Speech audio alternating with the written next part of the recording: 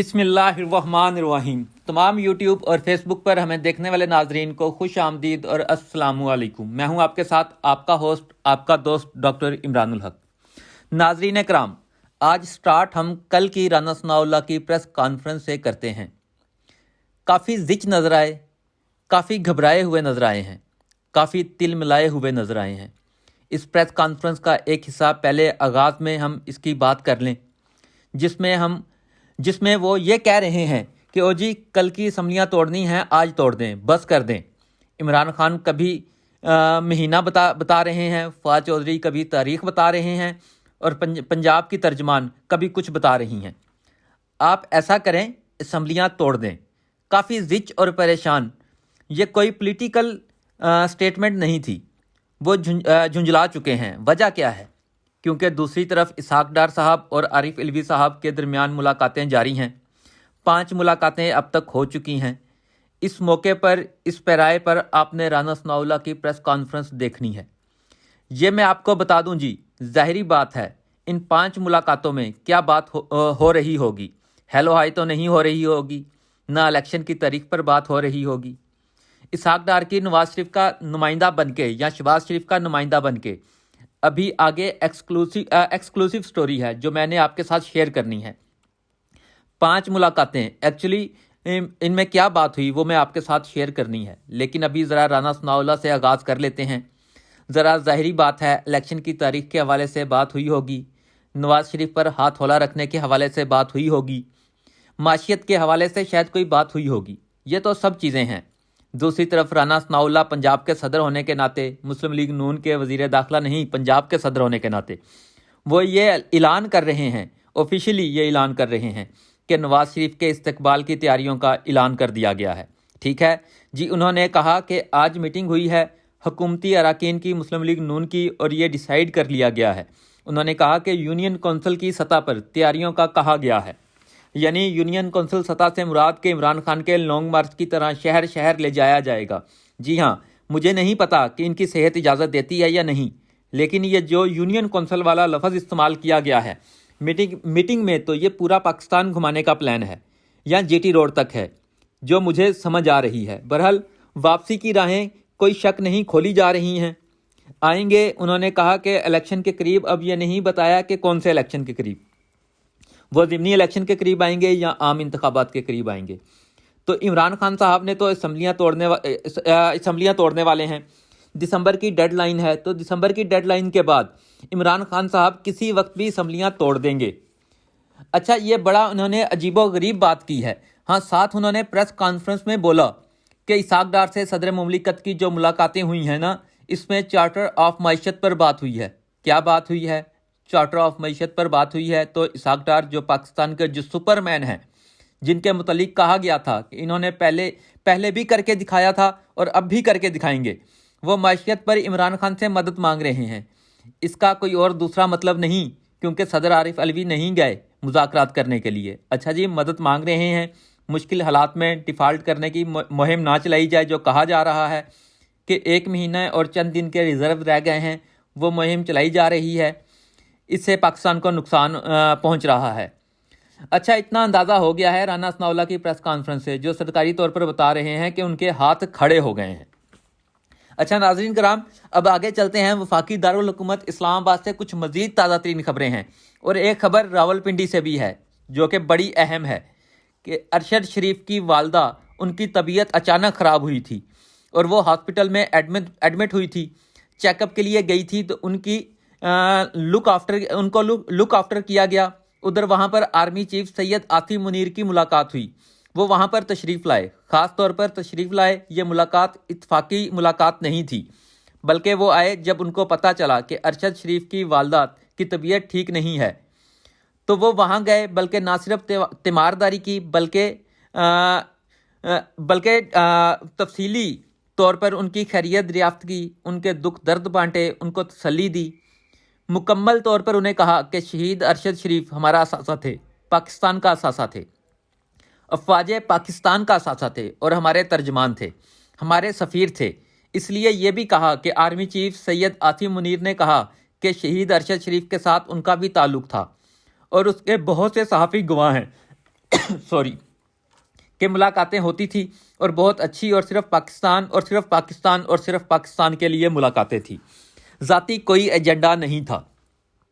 तो इसलिए मैं इससे ज़्यादा डिटेल में नहीं जाऊंगा। तो मुझे भी यही तवक्को थी कि आर्मी चीफ सैयद आसिम मुनीर इस पर ज़रूर कोई कदम उठाएंगे, और उन्होंने ये कदम उठाया और वो गए।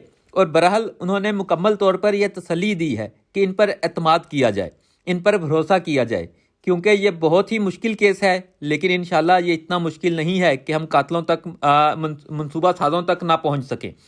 जो भी इसमें इन्वॉल्व होगा, जो भी होगा, वो बाअसर है, बेअसर है, मुल्क में है या मुल्क से बाहर है, कोई भी है, ABC उन्होंने कहा कि तफ्तीश दयानतदारी से होगी, अच्छे अफसर लगाए हैं, सज़ा भी मिलेगी और कातिल भी पकड़े जाएंगे। उन्होंने कहा जो कुछ हो सका आखिरी हद तक जाएंगे। और पाकिस्तान की गवर्नमेंट भी, पाकिस्तान भी और पाकिस्तान की मुसल्लह अफवाज भी शहीद अरशद शरीफ की शहादत पर गमज़दा है, परेशान है, और आपसे भी इस दुख में बराबर की शरीक है।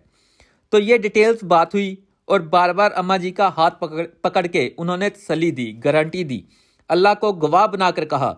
और ये काफ़ी, इससे भी ज़्यादा कुछ बता सकता हूँ, लेकिन फ़िलहाल नहीं बताऊँगा, मगर काफ़ी डिटेल्स बहरहाल जो हौसला हुआ इससे, वरना इससे पहले आप अंदाज़ा करें कि कोई भी हुकूमती शख्सियत नहीं गई थी अरशद शरीफ के घर, और ना ही GHQ से कोई गया था, और ना ही कोई ISPR से गया था, कोई भी नहीं गया था उनके घर में, जनाजे में शरीक कोई नहीं हुआ था। ये तो नौबत थी। तो बहरहाल ठीक है, जनाजे में कोई डर था, खौफ था, कोई बदमज़गी का मसला था, मगर उनके घर तो जाया जा सकता था, टेलीफोन कॉल तो की जा सकती थी, मगर ये भी नहीं किया गया। लेकिन बहरहाल आर्मी चीफ आसिम मुनीर साहब ने एक बरवक्त कदम उठाया है, तो इंशाल्लाह अल्लाह से दुआ करनी चाहिए। और दूसरा, सुप्रीम कोर्ट ऑफ पाकिस्तान में भी जो ख़त है वो रिकॉर्ड का हिस्सा बन चुका है।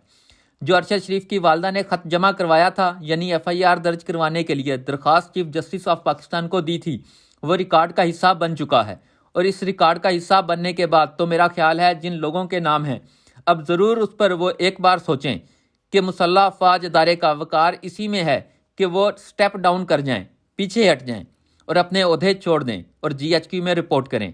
इसके बाद जब भी कोई फैसला आएगा, और मेरा ख्याल है हम ये कह रहे हैं, और मेरी भी यही रिक्वेस्ट है, पहले भी की थी, कि कम से कम इंटरनल इस पर इन्वेस्टिगेशन ज़रूर स्टार्ट कर देनी चाहिए, कि ताकि दूध का दूध और पानी का पानी हो जाए, और अफवाज पाकिस्तान के अफसर पर जो दाग और धब्बा लगा है, ये दाग और धब्बा धोया जा सके। अगर तो खुदा ना खास्ता कोई इन्वॉल्व है, खुदा ना खास्ता मैं कह रहा हूँ, अगर है तो उसको सज़ा मिलनी चाहिए। और अगर ये सब कुछ गलत फहमी की बिना पर हो रहा है तो उन अफसरान को क्लीन चिट देनी चाहिए। तो बहरहाल ये चीज़ें मौजूद हैं। फिर एक और बात भी है कि अगर कोई है भी, क्लैरिटी के साथ ये चीज़ बता देनी चाहिए। वकार के साथ जो सेक्टर कमांडर हैं इस्लामाबाद, ब्रिगेडियर फ़हीम, उनका रब्ता जो है वो किस नौयत का था, इस बारे में बता देना चाहिए। इसमें कोई हर्ज नहीं है, हो सकता है इन्वेस्टिगेशन के सिलसिले में, हो सकता है डिटेल दी जा रही हों, बहरहाल ये बताना चाहिए, क्योंकि जितना टाइम गुजरता जाएगा फिर ISPR को भी इस मसले में वजाहत देनी चाहिए। ख़ास तौर पर ब्रिगेडियर शफीक साहब का नाम आया है, उनको भी बताना चाहिए ये सारी बातें जो मौजूद हैं। लोग ये चीज़ें होनी चाहिए। बहरहाल खुशाइंद है इतला के इस बारे में जो मुसल्लह अफवाज के सरबराह हैं, जो सिपा सलार हैं, उन्होंने ये कदम उठाया है और बहुत अच्छा कदम है। और उन्होंने शहीद अरशद शरीफ के साथ जो ताल्लुक़ था, उस ताल्लुक़ का हक़ अदा करना शुरू कर दिया है। बहरहाल कुछ चीज़ें और भी हैं और वो इंशाल्लाह आगे बढ़ते जाएंगे जैसे जैसे बताते जाएंगे। और फिर एक और चीज़ भी है जी, आज़म स्वाति साहब की तरफ आते हैं। उनको बलोचिस्तान हाई कोर्ट से बहुत बड़ा रिलीफ मिल गया और तमाम की तमाम FIRs ख़त्म कर दी। बलोचिस्तान हाई कोर्ट ने उनके हुक्म पर तमाम FIRs ख़त्म की गई हैं और वहाँ से उनको रिहाई मिल गई है, यानी वहाँ से वो रिहा हो गए हैं, फ्री हो गए हैं। अब अगली मंजिल देखें, सिंध में उनके खिलाफ 13 मुकदमात दर्ज हैं। ये बिल्कुल इसी तरह के मुकदमात दर्ज हैं जैसे शहीद अरशद शरीफ के खिलाफ दर्ज थे, अमाद यूसुफ के खिलाफ थे, शहबाज गिल के खिलाफ थे, साबिर शाकिर के खिलाफ थे, समी इब्राहिम के खिलाफ थे, इमरान रियाद के खिलाफ थे, मोइद पीरजादा के खिलाफ थे, जमील फरूकी के खिलाफ थे। ये इसी तरह के मुकदमात हैं, ये और कोई नहीं। एक ही ट्रेंड है कि सबको पता है कि ये मुकदमात कैसे दर्ज होते हैं। तो सिंध की हाई कोर्ट में 13 FIR दर्ज हैं। आज़म स्वाति बलोचिस्तान से निकले हैं तो अब सिंध की तरफ गामजन हैं, बल्कि पहुंच चुके हैं अब तक तो। اور اب سندھ ہائی کورٹ میں بھی ان کے بیٹے نے پٹیشن دائر کر دی ہے۔ تو دیکھتے ہیں اسی دوران کیا ہوتا ہے۔ میں حیران ہوں کہ سمجھ نہیں آ رہی اللہ تعالیٰ کا خوف، قانون کیا، انا اور ایگو کیا چیز ہے۔ ان کا اب اسلام آباد میں اعظم سواتی کا فارم ہاؤس ہے، تو فارم ہاؤس کو بھی سیل کر دیا گیا ہے۔ جی، غیر ضروری اضافی تعمیرات کی ہوئی ہیں تو وہ کر دیا ہے۔ تو میں اسلام آباد کی حد تک میں واقف ہوں۔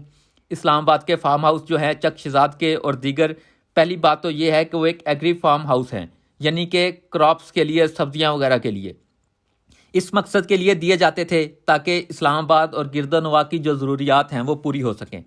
اب وہ فارم ہاؤس ہیں وہ بڑے بڑے لوگوں نے لے لیے ہوئے ہیں، اس میں جرنلسٹ بھی ہیں، اس میں وکلا بھی ہیں، اس میں سیاستدان بھی ہیں، اس میں ہمارے ملٹری کے لوگ بھی ہیں، سب اس گنگا میں ہاتھ دھوئے ہوئے ہیں، بلکہ نہائے ہوئے ہیں پورے کے پورے۔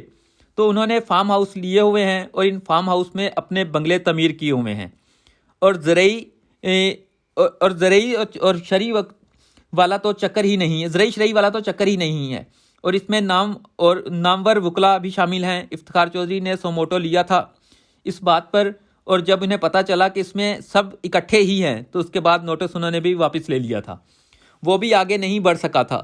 تو اس لیے 99.99% فارم ہاؤس ایسے ہیں جو کہ قانونی تقاضے پورے نہیں کرتے، لیکن چونکہ اعظم سواتی صاحب آج کل نشانے پر ہیں تو اس لیے کہنا تو نہیں چاہیے، کہتے ہیں نشانے عبرت بنانا ہے، تو ان کو بنانے کی کوشش کی جا رہی ہے۔ ان کی اہلیہ کے نام نوٹس ایشو کیے گئے اور ان کے فارم ہاؤس کو سیل کر دیا گیا، یعنی کہ گھر کو سیل کر دیا گیا ہے۔